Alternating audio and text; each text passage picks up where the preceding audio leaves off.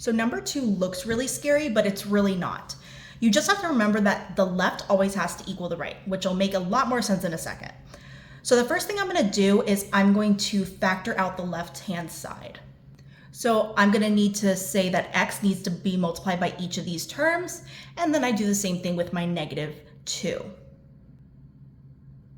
So x times x cubed is x to the 4th, x times kx squared is k times x to the 3rd, and x times -8 is -8x.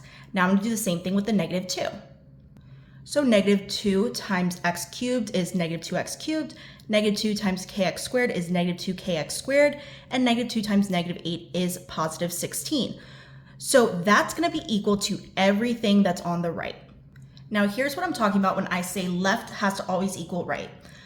So the matching terms on each side need to be equivalent. So for instance, the x squareds on each side, those portions need to be equal.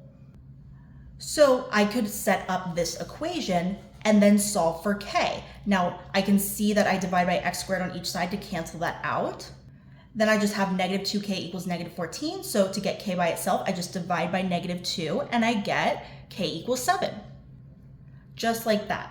Now be careful because they might try to trick you this way. Let's say I wanted to use the x cubed term instead, because I see there's a k there.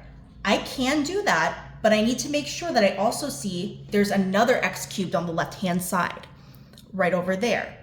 I can't just pick one of those terms. I have to pick both of them to be on the left. So if I write my equation for left equals right now, this is what it would look like with x cubed. And you could also use that to solve for k, but it looks a lot yuckier, so I used the x squared term, but both are fine.